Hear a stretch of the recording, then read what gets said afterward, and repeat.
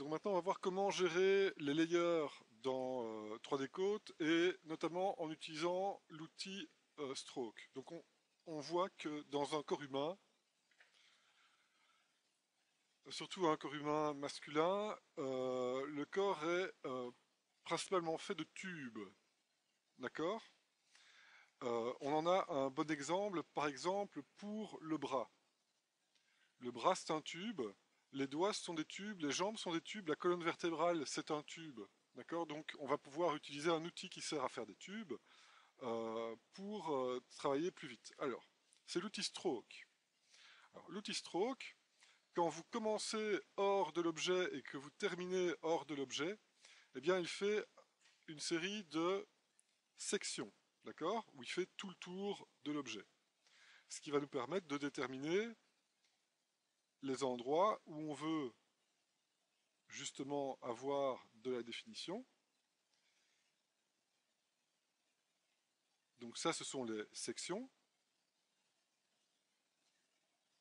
Et puis, en commençant sur l'objet et en terminant sur l'objet, on va faire une cross-section. Et là, vous voyez que ça a une autre couleur, c'est vert. Ensuite, vous déterminez un nombre de segments, par exemple 6, et puis vous cliquez sur Entrée. Et là, vous voyez que il a modélisé le low poly en royalement 5 secondes. D'accord. Et ça, ce sera dans notre onglet de retopo qu'on va appeler bras. Pour terminer, on peut faire un cap avec un point, ici, POC. On peut faire un cap avec un point ici de l'autre côté. Et on peut venir réajuster le placement de certains points pour que ça se passe correctement ici à l'extérieur du coude, quand il plie le coude, etc. D'accord. Donc on a des outils qui nous permettent de placer la géométrie assez facilement.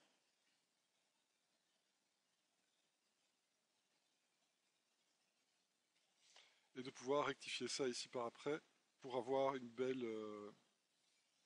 silhouette. D'accord. Donc, intéressant comme outil pour faire le bras, mais par exemple pour faire la main aussi. Donc là, je vais cacher le bras, afficher la main, créer un nouveau layer et dessiner dedans en faisant des strokes.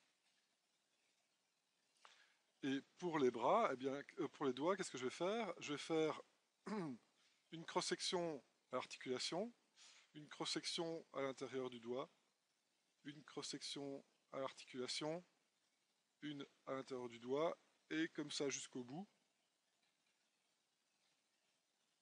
Okay, j'ai terminé ici. Ensuite, on fait la cross-section, et là, on va en mettre 5, par exemple. Ok, on valide avec entrée, et là, on voit que ça a fonctionné, sauf pour le bout du doigt, parce que j'ai dû me tromper, ne pas être assez précis, mais c'est pas très grave. Et donc, après, on peut replacer ça correctement sur le doigt. Donc, on voit que les doigts, on peut faire ça de manière très rapide. Et donc finalement, la main qui, a priori, pourrait prendre beaucoup de temps, eh bien, finalement, euh,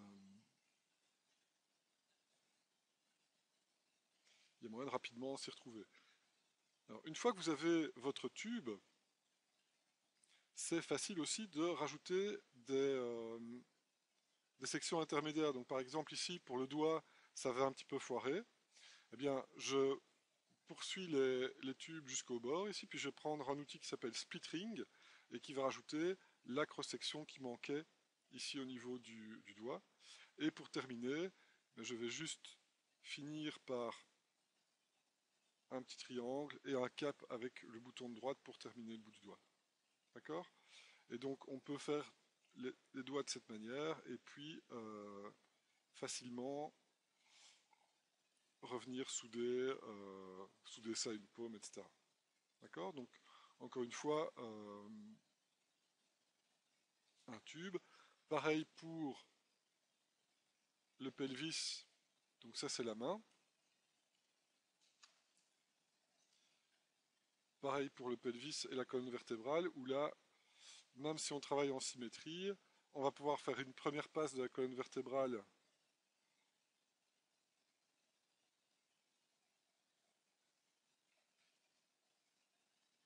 avec des strokes. Donc là, je vais en mettre 6.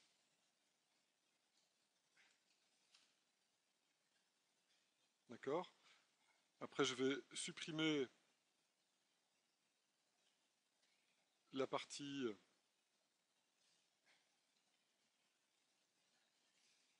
de droite et pouvoir travailler en symétrie, d'accord, sur le reste du modèle.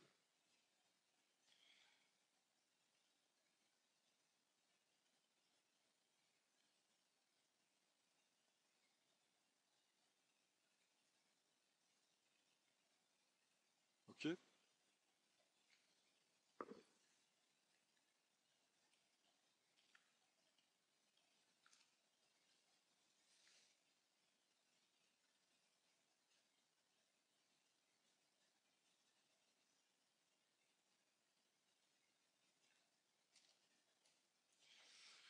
Donc ça, c'est le principe de l'utilisation de layers différents pour travailler sur différentes portions de votre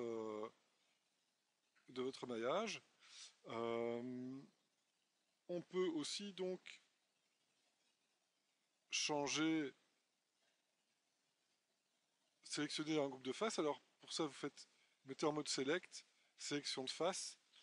Vous pouvez sélectionner une face ou double-cliquer et sélectionner toute une portion de mèche. Vous pouvez créer un nouveau layer et cliquer sur l'icône ici Move Selected Face. Et là, on vient de bouger les faces qu'il y avait dans le layer N dans le layer Retopo Group. Donc double-clic pour sélectionner toutes les faces soudées. Et puis sélectionner le layer de destination. Il faut qu'il soit affiché. Et faire un move. Et puis alors on peut supprimer le layer dont on n'a plus besoin. D'accord? Donc il y a moyen de gérer les... Comme on sait gérer plusieurs références mesh, on peut aussi gérer plusieurs morceaux de low poly.